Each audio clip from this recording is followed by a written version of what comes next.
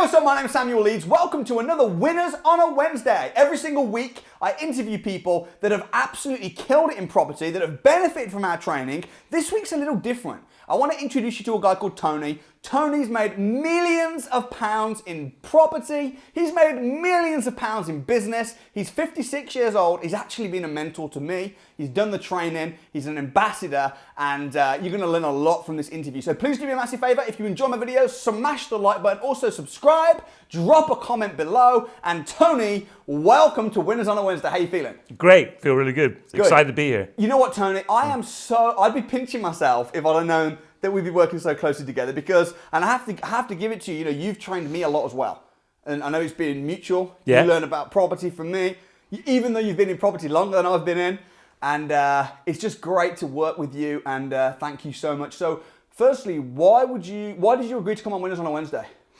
I've heard about Winners on Wednesday for the last year and a half, and I've always been excited when people come on, and I'm excited to be here today. Yeah, and you've gone through the training? I have, yeah. But you've been in property for a lot longer, so I can't take credit for all of your success. In fact, you can take credit for some of my success. Before we kind of talk about what's happening now and our relationship and exactly what's going on, why don't you just tell me, you've made actually more money in business than in property, right? Yeah, business has always been my driving force. And the business has allowed me to invest money in property. But you were always one of those guys that would make a fortune in business, and then you were just kind of like dumping it into property. But Absolutely. Now you're being a little bit more creative. Yeah. So now that I know what I know now, obviously things are a lot different. Yeah. Before, the business was my vehicle. The property was more of a pleasure, more of a fun thing that I had to do, or I should do, and I did do it. But I'm much more wise now. It's so funny though, because I see it as the opposite. I think I do business for fun, and I do property to get me rich. That's my mindset. But for you, it was always the other way around. How did you make so much money in business? In business, I started at a very young age, and I enjoyed working for myself. I understood how to leverage other people and other ways of making money through business. And business came natural to me, and I was good at it. I still am good at it. I still do it.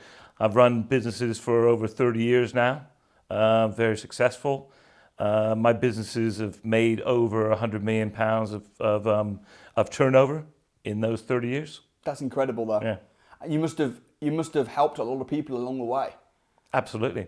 Making money, I believe, is such a good thing because people think, 100 million. Oh, you must have screwed a load of people over. But no, people have been giving your company the money because your company's been adding value. Not only that, as I employed over 100 people in my time in business. Yeah. People who have been with me for a long period of time. Yeah. People who, got partners, they bought houses, they had children, all under my watch. Yeah. So that makes me feel really, really good. And how we kind of connected was that my business mentor, who I've had, by the way, since I was 17 years old, is Doug Dorbury from Executive Training Consultancy. Absolutely. And you and Doug were working together, doing training and coaching and things like that. And, I just saw the experience that you'd had in business, how many people you'd employed, how many tens of millions you turned over. And I'm like, I need to get some of this because, I was making money in property as a property entrepreneur, buying houses, renting them out. But then as I was growing and as I was hiring staff, I needed more and more support on the business front. And, you were such a good mentor. But then you were kind of mentoring me, but you were getting all the property stuff. Absolutely. Right? And you were like, oh, you can do that. And oh, you can do this.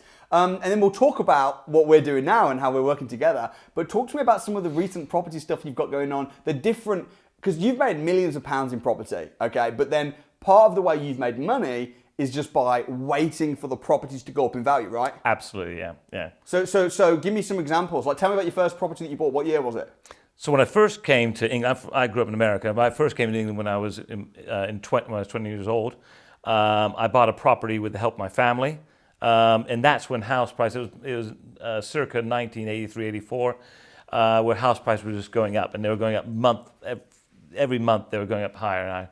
So I made a lot of money in that property. I sold it, and then I paid back the my family members who lent me the money, and I took the profits and traveled around the world for a couple of years. That's crazy because that's not that different from what I teach now, right? It's a bit of a joint venture. You borrowed you raised the finance on it. How much did you make on that first deal? I made about 40 grand. Okay, and you travelled the world with the money. Traveled the world with the money. Yeah. You didn't think to reinvest it? No, not at that age. I just Yeah, you just enjoyed it. I guess especially with your mindset of property's fun, right? I made 40 grand in property. I'll travel the world. Okay, and then what was your next deal? So the next deal, I came back to England and I bought the next house. I bought when the house prices were probably at the top. What year was so this? I didn't know. This is 1987, 88. Right. And within months of me buying that house prices crashed. We had a big crash in this country.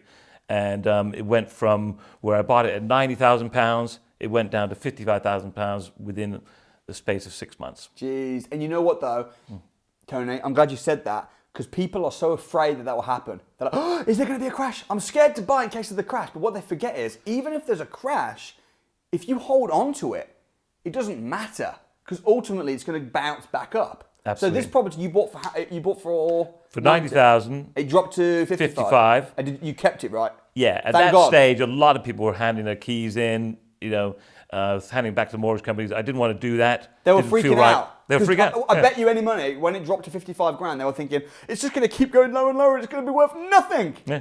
But you were like, nah. It all bounced back. And interest rates were about 23%. Oh, geez. See, this is obviously, I've studied the history of economics and property, but this is way before my time. I bought my first house 2009. Yeah. Beginning of 2009. So this is way before my time. So you kept the property. What happened to that? I mean, let me ask you a question. Over the next 10 years, you kept it, right? Yeah. What happened over the next 10 years? So I kept it out. I rented it out, and I made money. So somebody else paid my mortgage, but not only did they pay me a mortgage, it actually made me a profit every month, which is great. Just suddenly this like awakening, like, wow. And eventually the house prices went up, as you said. I sold it 10 years later at £180,000, so I actually doubled my money There we go. in 10 years. But from a deficit of 40-odd thousand pounds up to a profit of 90,000. But people's biggest fear with property is that the property is going to crash or interest rates are going to rocket. You had both of those things happen, but you still made money through it. How are you making cash flow when the interest rates were so high? It still worked out, yeah. Wow, nice. Wasn't making a big profit, but it made profit. Interesting. Yeah. So then you And that was a single let. Yeah. Right. So then you were just sort of like doing your business. And what was you had a printing business, right? Yeah. How are you making so many millions on a printing business? It doesn't make sense. Printing, has suffered over the latest years, but profit, printing's always made money. It's just you had to become smarter and smarter about the way you ran your print company. So basically, I started running my print company 24 hours a day, 7 days a week, where other printers weren't doing it. Yeah. Printers would say, well, you can have it 2 to 3 weeks. We'd say, well, when do you want it? We can do it for when you want it. So It was really customer-focused business. So the customer was always right. The customer led my business. So by being that proactive in business, it made me money. So you basically just found out what people wanted and then figured a way to give it to them and then got rich off the back of it. Yeah. And then you were making money doing that, but then you were using the profits, you were investing it into property. Absolutely. How have you made millions in property? Well, once again, when I started learning about how I can make money through property, and without me owning it, we started looking around, me and my family, sort of going on holidays, thinking, I'm the kind of person, whenever we go on holiday, we think, wouldn't it be lovely to have a house here? Yeah. And what we did was we bought a house there. So, but then I thought, well, there's no point having a house in a place where, you don't see it and so forth. So you buy that house, we then rented it out, sort of what we called holiday lets back then, before service accommodation became a thing. Holiday lets, and any time we had voids between lets, me and the family would go and have a free holiday. Nice. So, and although that you had the money to do that and that, when you came to the Property Investors Crash Course just a few years ago, what did you think about your entire property strategy? Like, what happened? Absolutely. So I sort of done some buy refurbishments. I sort of always buy a house, I'd refurbish it, and it'd be a higher value. but I didn't really know any of the other sort of strategies and how, for rent to rent, lease option agreements, things like that. I just had no idea about until I came to start doing the courses. Yeah. What was your experience with the first Property Investors Crash Course? It was mind-blowing, eye-opening. I actually came there as a coach to be an accountability coach, employed by you to look after some of the academy members on accountability. But as I started going there and sort of understanding what they were learning, it was dawning on me that I actually could learn a lot here. And that's what I was going to bring to, because it was so beautiful how it happened. So basically, you're obviously a coach, business person, the cousin of Doug Dorbury as well. Yeah. And I just thought ETC, Executive Training Consultancy, they've trained me in business. They've kept me accountable. So when I was having people coming to me saying, Samuel, I want to join your academy, I want to do further training, I thought, well, actually, if people are joining the academy, I'm going to coach them, I'm going to train them, I'm going to mentor them. But in order to give them the best experience, I thought if I can bring in some of my mentors, if I can bring in some of my coaches, so my students have got the best of the best of the best. So that's why I reached out to Executive Training Consultancy that you were working with. I was like, hey, do you mind coming down, coaching some academy members? But in order to coach them, you've got to come to the crash course to get an idea, a little bit about property. Absolutely. But I want you to really teach them the business side, staff management, business plans, goal setting, this kind of stuff. So you obviously came on and we employed you to do some coaching with the students. And I remember you just saying to me, like, dude, this property stuff, like, I want in on this. You know, I want to be a Winners on a Wednesday. I want to be doing. Absolutely. So we started doing deals together. Yeah. I mean, we're doing a deal right now together. Mm-hmm. Or did that one fall through? We were doing the one, which it fell through. we lost it in the end. This is where I need to discipline my disappointment. But still, like, okay, it falls through. But that's, again, the human in me will be like, oh my gosh, a deal fell through, and you'll start crying about it. But the businessman in me, which I've been taught, just goes, discipline your disappointment, move on to the next deal. But anyway, you've been doing more creative deals recently then, shall we say? Absolutely. So talk to me about some of the more recent deals. So obviously I didn't even know what an HMO was before I met you. Yeah. And now I'm actually buying a 10-bed HMO in Lincoln. Nice. Yeah. What are the figures? The figures is it's buying it for $240. It's a buy refurbished finance. I should be able to pull most of my money out after I've done up the 10 bedrooms. So how much are you buying it for? I buy it for $240. Yeah. And should spend $60 on it. Okay, so you're talking about 300 all in. 300 all in. Yeah. And it should be valued at a commercial valuation at £380,000. Nice. Maybe £400,000 depending. So you're going to push the value up by almost 100 grand. Yeah. And talk to me about why you chose to go down the commercial valuation route, because that's especially as a businessman, there's advantages, right, to valuing it based on the commercial rent. Talk to me a little bit about that. Well, with a 10-bed HMO, it has to go. So it's almost, it has to be a commercial sort of valuation on it, because it is really a business, and a business which makes has a turnover and makes a profit. So by valuing on a commercial basis rather than bricks and mortar, the lenders will value it at a much higher rate because it is worth more in business. Yeah. So it's like buying a business, like me buying a local print company, another print company or something. So it is a bona fide business. And I think as well, we always teach this, and you know this now. Now you're one of our coaches. Make money, invest money. Yeah. You need to be able to do the two. Make money, maybe doing rent to rent, deal packaging, having a print business, whatever. Make your money here and then invest it over here. And, you've also, I know you've started doing some of the creative make money strategies as well, kind of just for fun. You've been helping some of the students. You picked up did you pick up a rent-to-rent deal last year? Did I hear you did a rent-to-rent deal? Yeah. What was that? Tell me about that. How did Literally you find just it? before COVID, because I think rent-to-rent was fascinating me. I thought this is definitely a way of using other people's money to make yourself money, leveraging off of other people. So, I mean, if investing in property, sooner or later you may run out of money. Rent-to-rent is a great strategy where you could just keep on increasing your cash flow, So I was really, really interested in doing that. A couple of the academy members were struggling a little bit. They sort of asked me if I wanted to go with them on site, and I said, yeah, sure. So we went on site over a weekend in February to look at some houses. We saw some estate agents, looked at a few, and we then actually made an offer and got it agreed to do a rent-to-rent in Birmingham. Yeah, Yeah. nice. People make such a song and dance about finding deals. Like, I think the thing is, when you come to property and you look at it as a business, like you look at it as a business, it's like, oh, you can just do this and this and this and this. But when you come to property and you've got no business experience whatsoever, you pluck up the courage to phone an estate agent and and then you ring them up and you pitch, and then they go, no thanks, we're not interested. And then you're like, oh, and you're knocked back and you have to get over it and you feel rejected. Whereas when you're used to business, it's just, you just pick up the phone, you do it, you get rejected, and you move on to the next one. Absolutely, yeah. And I think property investing, it is a business, and people don't get that. People think that, oh, I'll just buy a house and rent it out, and I don't need to go on the courses to learn how to do that. And it's like, well, no, this is a business. Talk to me a little bit about the power of training. I mean, you chose to be a coach. I mean, you've had coaching, you've had mentors. Talk to me a little bit about the power of that.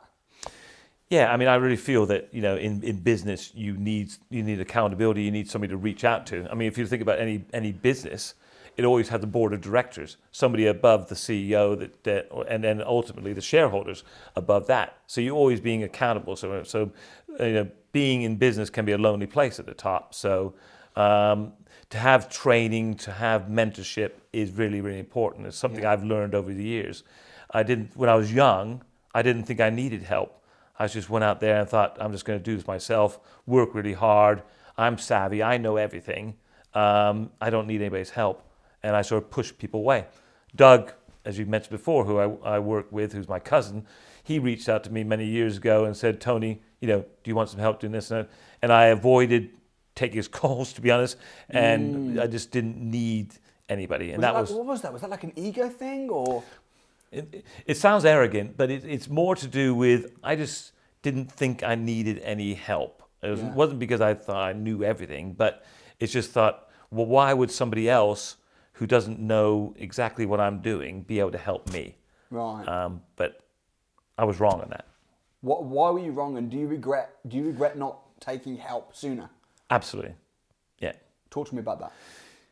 Once again, I said, being a CEO of a business is a very lonely place, and you're making decisions all the time. The art of business is making decisions, making quick decisions, making decisions which based on what you're trying to get out of it. And if you've got nobody to soundboard off of, nobody to sort of share ideas with, then how do you know it's the right decision? Yeah. Where just having a mentor or having somebody to bounce those ideas off of, even if they don't know exactly what your business is, by you verbalizing it, by you talking to somebody, helps you sort of enforce that decision in your head, whether it's the right decision or not. Makes sense. The problem is as well, Tony, is if you haven't got an official mentor or a business coach or a trainer to follow and to guide you, I feel you'll end up getting advice from people anyway. Maybe your wife, or your kids, or Dave down the pub, and they're going to give you terrible advice. Yeah. So you may as well just get advice from the right people. Absolutely. Because everyone talks about their issues, and it's like, who are the 5 people that you're speaking with? Who are the 5 people you're getting advice from? You're bouncing ideas off. Okay, are those 5 people financially free? Yeah. If not, maybe you need to find some different people. What have been your biggest lessons, mistakes? Because I know you've had some real problems. I mean, your business, oh my goodness, you lost a lot of money a few years back. Yeah. I mean, what did you learn from that? Once again, it was by not reaching out at early stages of my business, I didn't set my businesses up to fail. I never did. I always thought success would breed success.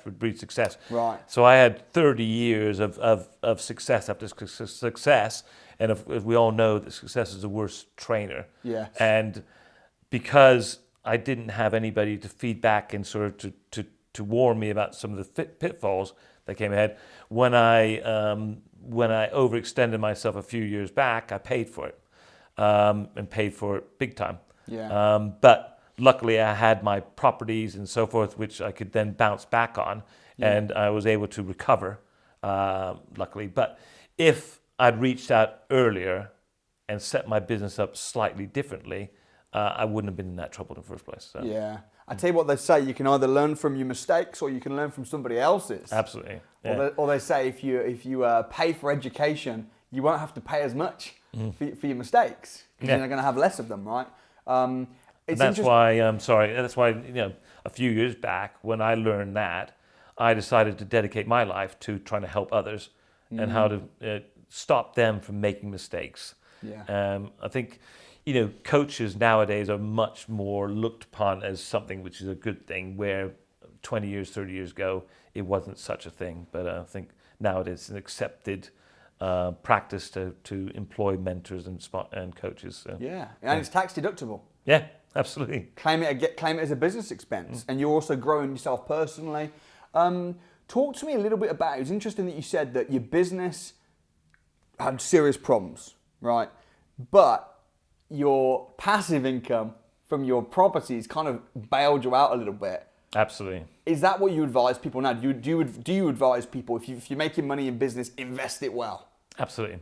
Yeah. I mean, the business should be your vehicle to financial freedom and passive income. Right. I've always used my business to as that, but I think you should do it even more so that your business should be the vehicle. So business makes you money. Yeah. Then you take that made money and you put it into property. Absolutely. And then that property gives you passive income, which means that if the business money stops, you've still got the passive income, which is what happened to you. Yeah. I also believe in multiple streams of income. I believe that have not just relying on any specific avenue for income. I think by having different forms of income in property, not just relying on one strategy in property as well, having lots of multiple streams of income through property. Yeah. Back in pre-COVID, one of my properties was mainly service accommodation, which hit a cliff, as you know. Yeah. And so if all my property had been in that situation, then I'd be struggling. Yeah. But and you've lost a lot of money. Are you still a millionaire today? yeah, Good. And you're financially free today? absolutely. But you made some mistakes and you lost some millions as well. Yeah. Talk to me about why you chose to spend so much time working with me. Well, I found property exciting and interesting. I've always have done, and when I went to crash course, it opened my eyes and ears, and I did reach out. I went on to Simon Zucchi's courses. I went on to other mentors courses, but they weren't quite the same. Your training is infectious. It makes you get out there and do things. But the training that you give, that Samuel Leeds gives, is much more of a doing type of training, where it's not just textbook training where you can learn about how you make money through property. It's a case of, I loved it when the crash course where you literally said, well, I'm going to make a phone call. I'm going to phone an estate agent now. You got on the phone, you phoned it in front of, there was about 1,000 people in the room at that stage. And you literally phoned and just live went out there and did it. And that, to me, showed me that it was not just textbook, do this. This is how you do it. Yeah. And that's the big difference in the Samuel Leeds training, I find. Yeah, that's really cool. And I'm so glad that you are not only doing creative things in property now. What would have happened if you'd have known the stuff that you know now about property 30 years ago? Could be a completely different world for me. you wouldn't just be a millionaire. You'd probably be on your way to a billionaire. You'd be worth hundreds of millions. I imagine. Absolutely. Yeah. But no regrets. I mean, I'm still very young now, and I'm still learning, and I've got a big future ahead of me, and I've now decided that a big part of my life is going to be property. Yeah. And also giving back. And Absolutely. I know that your heart is to see other people win. Like you spend hours on Zoom meetings, talking to, helping them. You don't have to do that. That's not necessarily, in the contracts or whatever. But what is it about other people's success that gives you so much satisfaction? I like helping other people, and I like success, and it doesn't have to be my success, but to feed off other people's success is really, it's fulfilling. What's it like being on the academy and working with the academy students? What's the whole experience like? What's another great thing about Samuel Leeds is it appeals to all people, all demographics and so forth. So it's not necessarily people who have come from privileged backgrounds or who make money through property. The Samuel Leeds does attract all sorts of people from all varying backgrounds, and I love dealing with them. I love working with them and helping them up at their certain levels and just moving them along. That step further. And the great thing about having people like you involved and coaching the students is that you'll be then giving me feedback in terms of the business structure. So I think we could do this more efficiently, or I think we could add more value in this way. Yeah. So it's just fabulous. You've helped me personally, you've helped me in my business, you've helped the Samuel Leeds company, and I'm really grateful to that. And I'm so glad to see you winning in property and doing what you're doing. So thanks so much for coming on the show. Very welcome. What would be your final words of advice? If someone's saying, look, Tony, I want to make a lot of money in business. I want to make a lot of money in property. I want to get started. Like, what would be the first steps that you would advise? I would say education. Education is the main thing. You don't know what you don't know. And you need to know what is out there, what's available to you. And then you can decide what's best for you. Yeah. But until you know that, I didn't know HMOs existed. I didn't know rent-to-rent existed. If I'd have known that back 20 years ago or so forth, I'd be in a different position now. So I think go out there and get as much knowledge as you can about everything, and then follow a process that it works. Have mentorship, have coaching, reach out, don't just stay in your shell. Yeah, that's great. Well, I've learned a ton from you, Tony. I appreciate you as a mentor, as a friend, and also in the property sense as a student as well. Although it feels strange because you've been in property way longer than I have, but thanks so much for coming on the show. Guys, I hope you enjoyed that. I think it's really good sometimes to just get a real rich, not just financially, but rich in experience, wise person where you can tap into their knowledge. So I hope you appreciated the interview as much as I enjoyed actually doing it firsthand. Do me a massive favor, smash the like button, drop a nice comment below, subscribe to the channel, and if you want to come down to the Property Investors Crash Course, then I'll leave a link in the description below, and I hope you enjoy that. Every single week, I have one of my students sharing, like Tony's just shared, about how the Samuel Leeds training has changed their life and has helped them make a lot of money. So you can watch the whole playlist right here. You can book onto the Property Investors Crash Course up right here, and please do subscribe as well right here. Thanks so much for watching. I'll see you next time.